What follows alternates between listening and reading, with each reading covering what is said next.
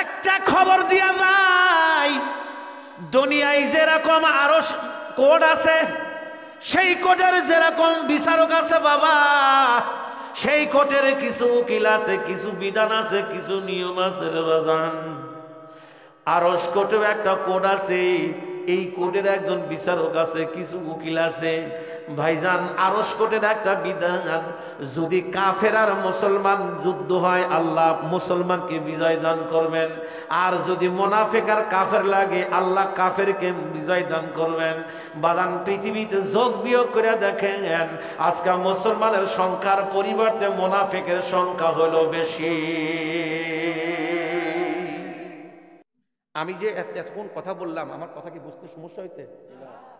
আমি আমার সংক্ষিপ্ত এই অসম্পূর্ণ জ্ঞান দিয়ে আমি যতটুকু বুঝাইতে সক্ষম হয়েছি, আপনারা জ্ঞানী মানুষ, জ্ঞানী শ্রোতা, বলুন আমার কথা বুঝতে কি কারো সমস্যা হয়েছে? তাহলে আমার বিষয় কি, আজকের পৃথিবীর এই পরিস্থিতি কেন, দেশের এই পরিস্থিতি কেন, কি কারণে? কোরআনকে জিজ্ঞাসা করি, চলেন কোরআন কি বলে। নাম্বার 2, কোরআনকে জিজ্ঞাসা করি এখান থেকে বাঁচার উপায় কি। এটাই আজকে আমার আওয়াজ। আর কোনো সমস্যা? ইনশাল্লাহ বলেন মাশাআল্লাহ। প্রথমত একটু কোরআনকে আগে জিজ্ঞাসা করি, এমন অবস্থা কেন হলো? কেন? কোরআন সর্বকালের সর্বযুগের শ্রেষ্ঠ সমাধান যিনি দেন তারই নাম কোরআন। অর্থাৎ কোরআনকে জিজ্ঞাসা করেন, কোরআন তোমার কাছে জানতে চাই এই সমস্যা কেন, পৃথিবীর পরিস্থিতি এমন কেন, কোরআন তুমি আমাদেরকে একটু বলো তো। বাবজির আমার, কোরআনুল কারীম জবাব দেন, যাহারাল ফাসাদু ফিল বাররি ওয়াল বাহরি বিমা কাসাবাত আইদিন নাস। জলে স্থলে দেশে আন্তর্জাতিকভাবে যত বালা মুসিবত মূল কারণ হলো বান্দার হাতের গুনাহ। আমি জিজ্ঞাসা করতে চাই, জবান খুলে বলেন তো মুসলমানের দ্বারা বর্তমান গুনাহ হয় কি হয় না?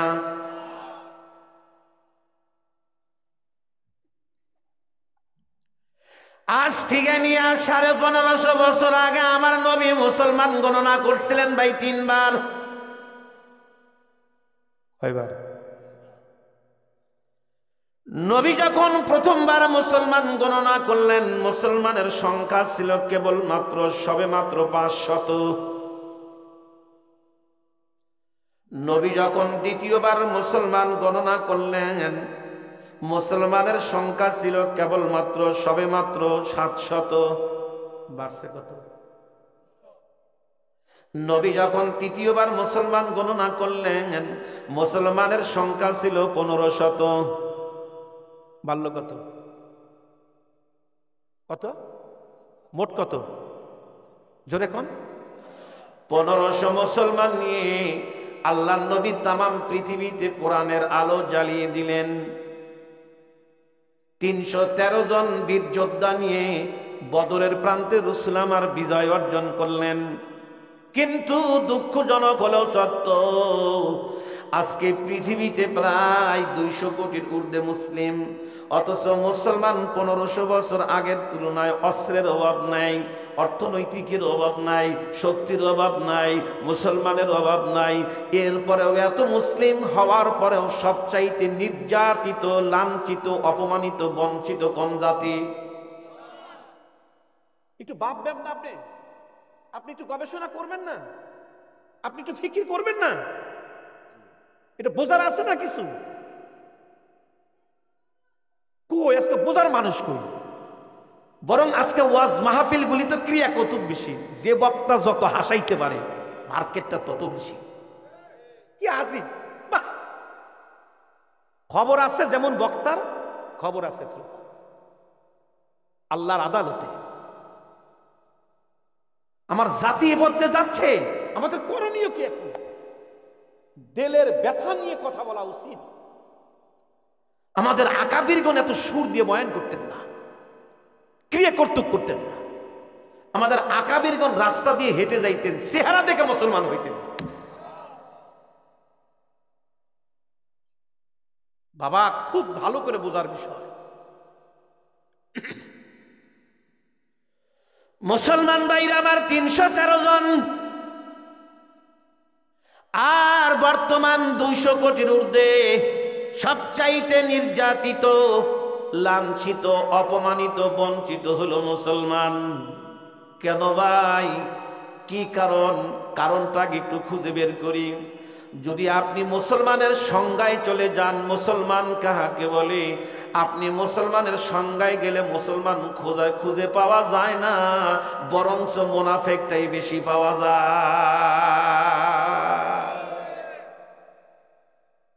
হুজুর মুসলমান কাহাকে বলে? সংক্ষিপ্ত ব্যাখ্যা আমি বলতে চাই। কোরআনকে জিজ্ঞাসা করেন, কোরআন মুসলমানের ব্যাখ্যা একটু শোনাও। কোরআন জবাব দেয়, আমিনু কামা আমানান নাস। কোরআনের আয়াত যখন শুনবেন একটু জোরে বলবেন আল্লাহু আকবার। কি বলবেন? আল্লাহু আকবার। বয়ানটা ধীরে ধীরে করবো ইনশাল্লাহ, আস্তে আস্তে। শেষে 2 চোখের পানি দিয়ে বুকটা ভিজাই দিবেন। বলেন ইনশাআল্লাহ। যদি ওই গ্রামে আমি জীবনে কোনদিন আসিনি, এই প্রথম। এই মাঝখান থেকে একটা মানুষ যদি ওঠা বসা করে, আমি ওয়াজ করবো না।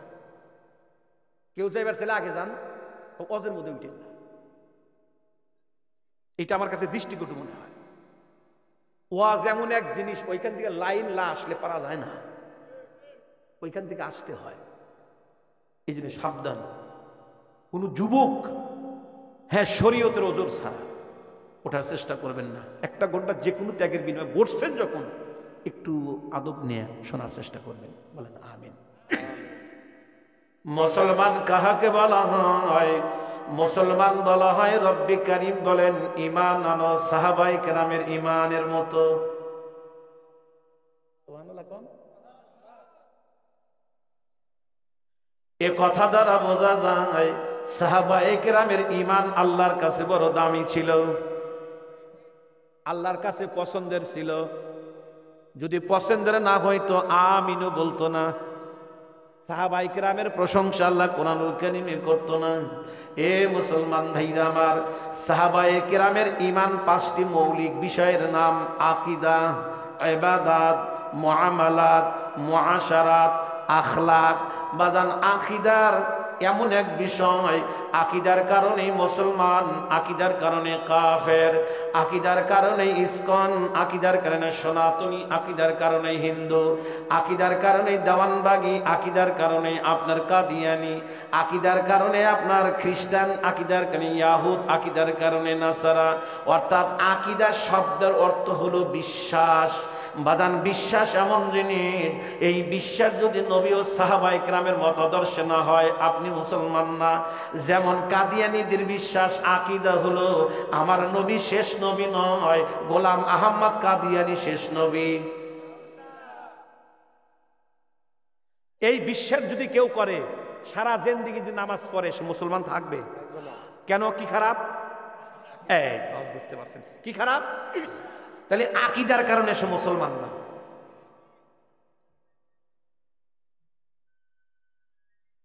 2 নাম্বার শিয়া। বুঝাইতেছি, শিয়াদের আকীদা হলো আল্লাহ নবুয়াত দিবেন হযরত আলী রাদিয়াল্লাহু তাআলা আনহুকে, ভুল করে দিয়েছেন মুহাম্মদুর রাসূলুল্লাহকে। এই আকীদা যদি কেউ বিশ্বাস করে, মুসলমান থাকবে? কেন থাকবে না? কি খারাপ? তাইলে খাঁটি মুসলমান হওয়ার জন্য আগে আকীদা সহি করতে হয়। আকীদা, বিশ্বাস। 2 নম্বর হলো ইবাদত। জোরে বলেন কি? জিজ্ঞাসা করতে চাই, সাহাবায়ে কেরামের ইবাদত ছিল কি ছিল না? জোরে বলেন। সাহাবায়ে কেরামের নামাজ ছিল কি ছিল না? বাদান, নামাজ ইবাদত কি ইবাদত না? একটু জোরে বলেন।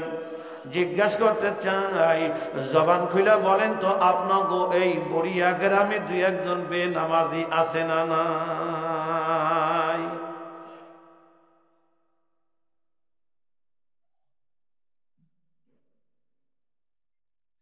এই দেশে ইসলামী হুকুমত কায়েম হবে, এটা হলো আমার বিশ্বাস। কোনোদিনও হয় না। যে দেশের মুসলমান নামাজ পড়ে না, ওই ইসলামী রাষ্ট্র কায়েম করবো কেমন? এটা কিভাবে সম্ভব?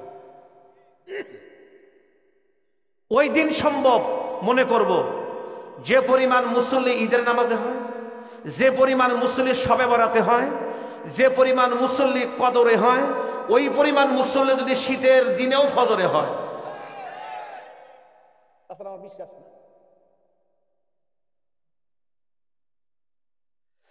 মুসলমান যারা ইবাদত করে তারা ইবাদত যাদের নাই তারা মুসলমান নয়, তারা মুনাফিক। দেখেন মুনাফিক এখন কত দেশে, 95% মুসলমান এই দেশে। যোগ বিয়োগ করেন দেখি মুসলমান কয়জন, মুনাফিক কয়জন। মুসলমানের গুড়ি কেবল শুরু, শেষ হয় নাই কিন্তু, কেবল শুরু। গুড়ির দেখছেন কি? আমার কথা লেখেন, আমি মইরা গেলে আমার কথাটা মনে রাখেন। এমন কোন রাস্তা পাবেন না, এমন কোন ঘর পাবেন না যে ঘরে মুসলমানের লাশ পাবেন না। খালি এটা লেখেন, খালি এটা লেখে রাখেন। অনেক কথা আছে বলি না, কাট আপ হয়ে যাবে। আল্লাহ আপনি আমাদেরকে হেফাজত করুন।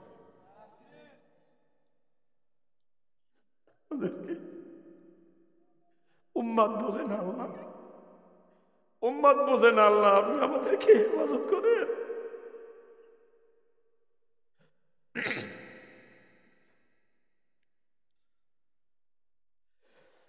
একটা খবর দিয়া যায়, দুনিয়ায় যেরকম আরো কোড আছে, সেই কোডের যেরকম বিচারক আছে বাবা, সেই কোডের কিছু উকিল আছে, কিছু বিধান আছে, কিছু নিয়ম আছে রাজান।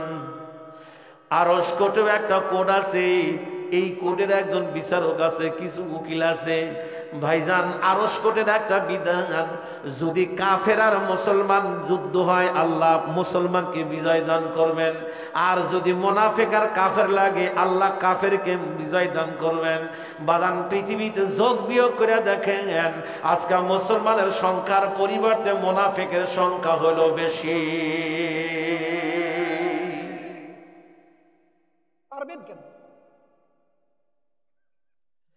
হুজুর মুনাফিক কারে বলে? সূরাতুল বাকারার শুরুতে আল্লাহ রাব্বুল আলামিন মুনাফিকের কিছু পরিচয় তুলে ধরছেন। আমিনান নাস ওয়া মিনান নাসি মান ইয়াকুলু আমান্না বিল্লাহি ওয়া বিল ইয়াউমিল আখির ওয়া মা হুম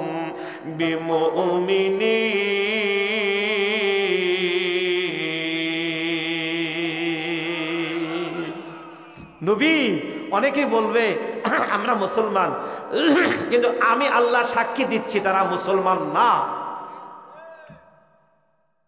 জিজ্ঞাসা করতে চাই, বড়িয়ায় এত বড় মাদ্রাসা থাকার পরেও দুই একজন বিড়িখোর আছে না নাই? মুসলমান কোন বিড়ি খায়? কেমন মুসলমান রে? হাতে এখন লাঠি না গোড়া দরকার আমাদের, অমনি বাদ দিচ্ছে।